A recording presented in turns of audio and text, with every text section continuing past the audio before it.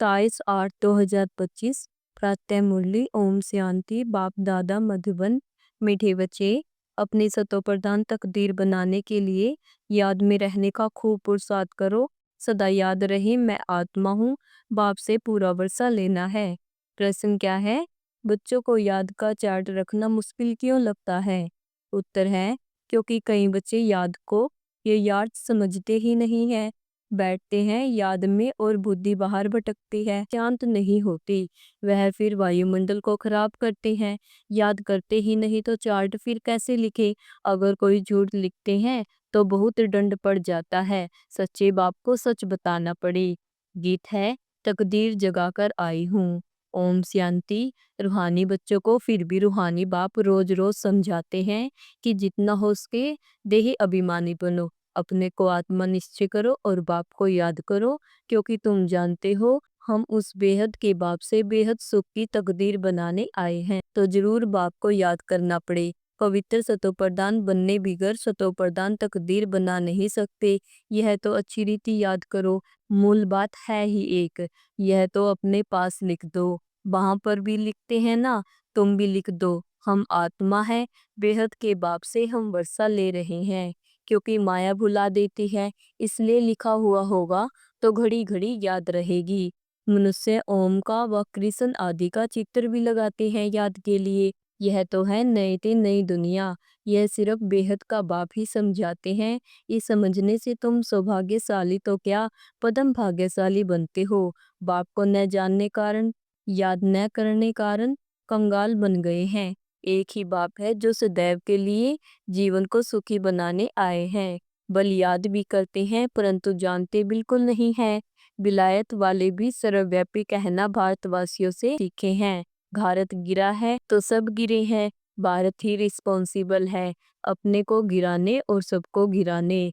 बाप कहते हैं, मैं भी यहाँ ही आकर भारत को स्वर्ग सचखंड बनाता हूँ। ऐसा स्वर्ग बनाने वाले की कितनी गलानी कर दी है, भूल गए हैं। इसलिए लिखा हुआ है यदा यदा ही। इसका भी अर्थ बाप ही आकर समझाते हैं। बलियारी एक बाप की है। अभी तुम जानते हो बाप आते हैं जरूर, शिव जयंती मनाते हैं, परंतु शिव जयंती का कदर बिल्कुल नहीं है। अभी तुम बच्चे समझते हो, जरूर खोकर गए हैं। जिसकी जयंती मनाते हैं, सतयुगी आदि सनातन देवी देवता धर्म की स्थापना वही करते हैं। और सब जानते हैं कि हमारा धर्म फलाने ने फलाने समय पर स्थापन किया। उनके पहले हैं ही देवी देवता धर्म। उनको बिल्कुल ही नहीं जानते कि यह धर्म कहाँ गुम हो गया।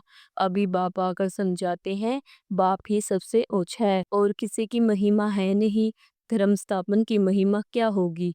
बाप ही पावन दुनिया की स्थापना और पतित दुनिया का विनाश कराते हैं और तुमको माया पर जीत पहनाते हैं। यह बेहद की बात है। रावण का राज्य सारी बेहद की दुनिया पर है। हद के लंका आदि की बात नहीं। यह हार जीत की कहानी भी सारे भारत की ही है। बाकी तो बाई प्लाट है। भारत में ही डबल सिरताज और सिंगल ताज राजाएं बनते हैं। और जो भी बड़े बड़े बादशाह होकर गए हैं, कोई पर भी लाइट का ताज नहीं होता है सिवाय देवी देवताओं के। देवताएं तो फिर भी स्वर्ग के मालिक थे ना। अब शिव बाबा को कहा ही जाता है परमपिता पतित पावन। इनको लाइट कहाँ देंगे? लाइट तब दे जब बिगर लाइट वाला पतित भी हो। वह कभी बिगर लाइट वाला होता ही नहीं। बिंदी पर लाइट दे कैसे सकेंगे? हो न सके। दिन प्रतिदिन तुमको बहुत गुहा गुहा बातें समझाते रहते हैं। जो जितना बुद्धि में बिठा सके। मुख्य है ही याद की यात्रा। इसमें माया के विघ्न बहुत पड़ते हैं। बल को याद के चार्ट में 50-60% भी लिखते हैं, परंतु समझते नहीं कि याद की यात्रा किसको कहा जाता है। पूछते रहते हैं इस बात को याद कहे। बड़ा मुश्किल है। तुम यहाँ 10-15 मिनट बैठते हो, उसमें भी जांच करो। याद में अच्छी रीति रहते हैं। बहुत है जो याद में रह नहीं सकते, फिर वह वायुमंडल को खराब कर देते हैं। बहुत है जो याद में न रहने से विघ्न डालते हैं। सारा दिन बुद्धि बाहर भटकती रहती है। सो यहाँ थोड़े ही शांत होगी, इसलिए याद का चार्ट भी रखते नहीं। झूठा लिखने से तो और ही दंड पड़े। बहुत बच्चे भूले करते हैं, छिपाते हैं, सच बताते नहीं। बाप कहे और सच न बताए तो कितना दोष हो जाता है। कितना भी बड़ा गंदा काम किया होगा तो भी सच बताने में लज्जा आएगी। अक्सर करके सब झूठ बताएंगे। झूठी माया झूठी काया है ना, एकदम दे अभिमान में आ जाते हैं।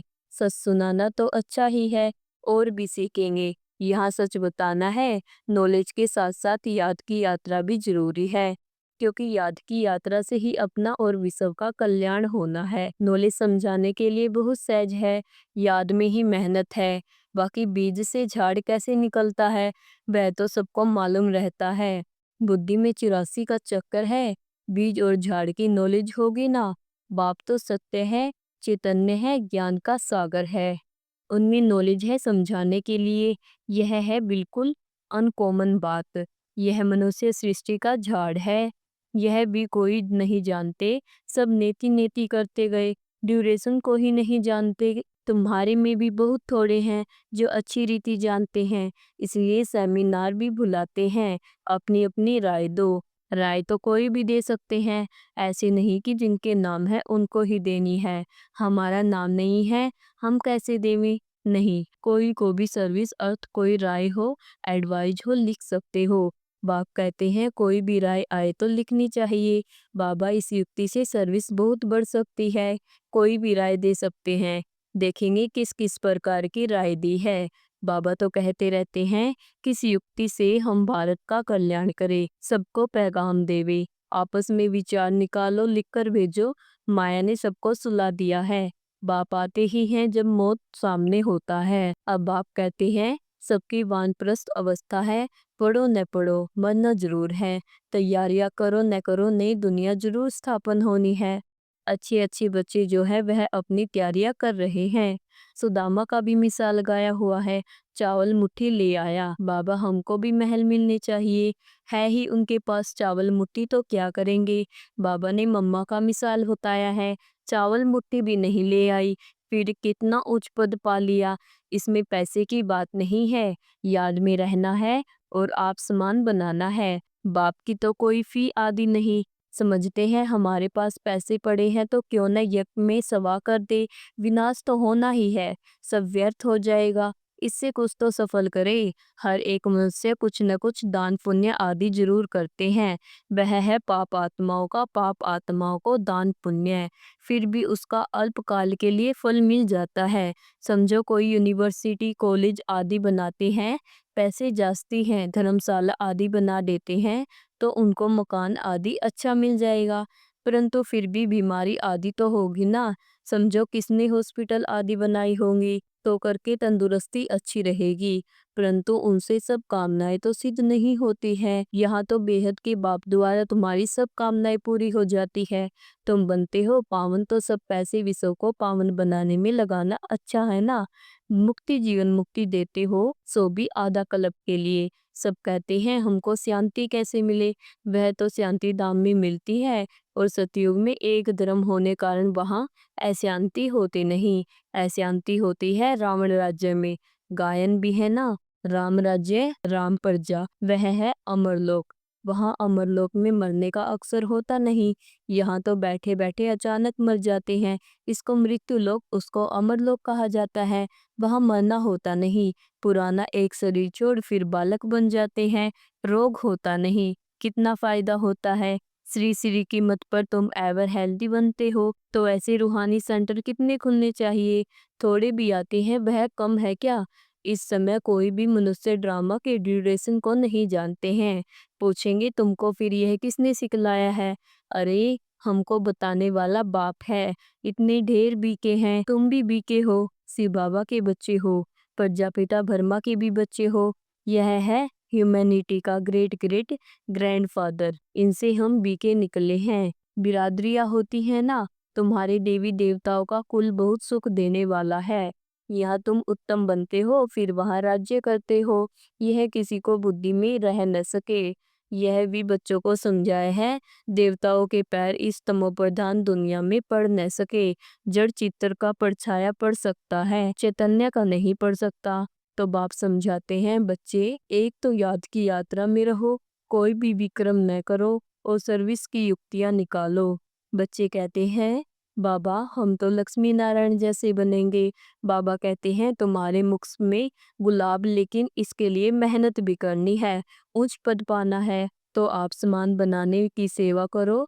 तुम एक दिन देखेंगे एक एक पंडा अपने साथ 100-200 यात्री भी ले आएंगे। आगे चल देखते रहेंगे। पहले से थोड़े ही कुछ कह सकते हैं। जो होता रहेगा सो देखते रहेंगे। यह बेहद का ड्रामा है। तुम्हारा है सबसे मुख्य पार्ट बाप के साथ, जो तुम पुरानी दुनिया को नहीं बनाते हो। यह है पुरुषोत्तम संगम युग। अब तुम सुखधाम के मालिक बनते हो। वहां दुख का नाम निशान नहीं होगा। बाप है ही दुख हरता सुख करता। सुख से आकर लिबरेट करते हैं। भारतवासी फिर समझते हैं इतना धन है, बड़े बड़े महल हैं, बिजलियां हैं, बस यही स्वर्ग है। यह सब है माया का पांप। सुख के लिए साधन बहुत करते हैं, बड़े बड़े महल मकान आदि बनाते हैं, फिर मौत कैसे अचानक हो जाता है। वहां मरने का डर नहीं, यहाँ तो अचानक मर जाते हैं। फिर कितना शोक करते हैं, फिर समाधि पर जाकर आंसू बहाते हैं। हर एक की अपनी अपनी रस्म रिवाज है, अनेक मत है। सतयुग में ऐसी बात होती नहीं। वहां तो एक शरीर छोड़ दूसरा ले लेते हैं।